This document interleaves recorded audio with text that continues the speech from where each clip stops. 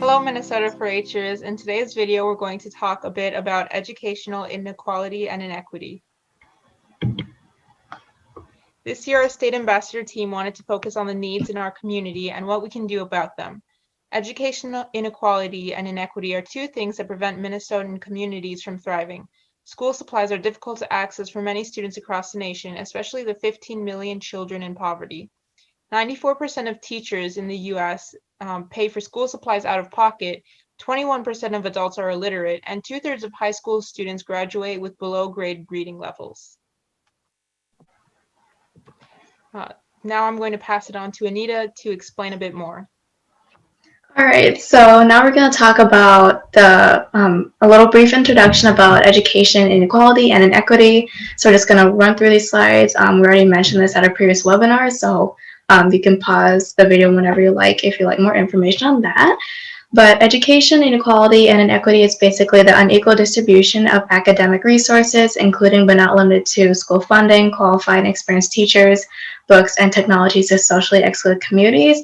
So in other terms, not all students, regardless of their situation or location, have equal access to opportunities to succeed in their classroom and beyond.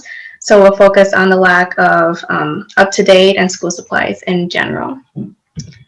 And then who's affected by this? It's lower social classes, parents and teachers, and students of color, especially for teachers and students in lower social classes. And then who do you know? Well, you can reach out to your family and friends and community centers. They're just amazing examples for you to help out with this situation or issue. And then I'm going to pass it to Noelle to explain the scenarios game. So now we're going to play a little game called the Scenarios game. This will help you empathize and adapt to situations that are related to educational inequality and inequity. So we're going to give you a prompt or situation, and then you can pause the video to think of a response. You can take as much time as you'd like. Then we will move on to the next prompts. We will have 3 scenarios for you, and we will go kind of fast just for time purposes. But again, you can pause whenever you would like. So the first scenario, your school does not offer science courses. Your college entrance exams are coming up in a few weeks. You know for a fact that you will be tested on science-related materials. What can you do? Scenario 2. Your teacher has assigned you to work on a mandatory English project. She gave you a list of items that you will need to do this. However, your family cannot afford these supplies. What can you do? You've been attending an after-school tutor program and your grades have improved. Unfortunately, it's shutting down and the other tutor program is an hour away. What can you do?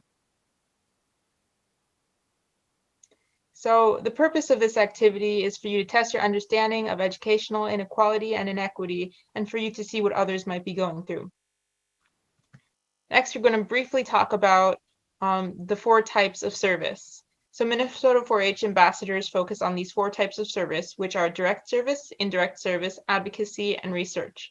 Direct service is when a volunteer directly benefits or works with people. Indirect service is when a volunteer gives resources to direct service volunteers. Research is when you gather information about an issue, and advocacy is when you speak and teach about that issue. So the first type of service, direct service, here are some ways to help. The first example of direct service is pre-made school bags. Pre-made school bags give students a more equal chance to participate in school activities by providing them with the supplies to do so.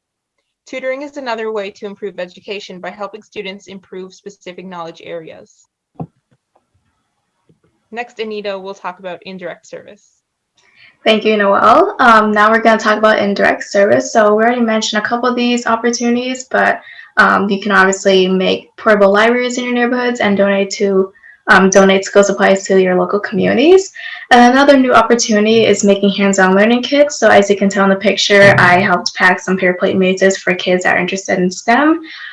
These kits are really important because it can really give opportunities for students who may not have these hands-on learning experiences. So what you can do is look out for your community newsletters or 4-H community newsletters or get in contact with a 4-H advisor to see if the option is available for you in your area to make these hands-on learning kits. Then I'll pass on to Noelle to talk about advocacy. Thank you. So throughout the pandemic, Minnesota 4-H has been offering numerous educational webinars. Some webinars have helped students improve school-related knowledge areas, while others teach entirely new skills. Both are important in furthering education for in and out of school topics. Webinars can also be used to teach about education inequality and inequity. Next, Anita will talk about research. All right, so this is going to be the last section for the 4 types of service. So what you can do is research, especially researching educational inequality and inequity from across the world. There are multiple continents that are affected by the situation. They may even suffer consequences that are far worse from those that are in the United States. So by doing this, you can see what others are going through, increase your level of understanding, and spread awareness about these issues. All right, so that's pretty much all that we have for today. Before we end our recording, we just wanted to remind you to send in your service projects for a chance to be featured in the Minnesota 4-H page and to win some really cool prizes. We want to see some of the amazing things that you guys are doing in your communities. And then all the information that you need is shown in that slide right there.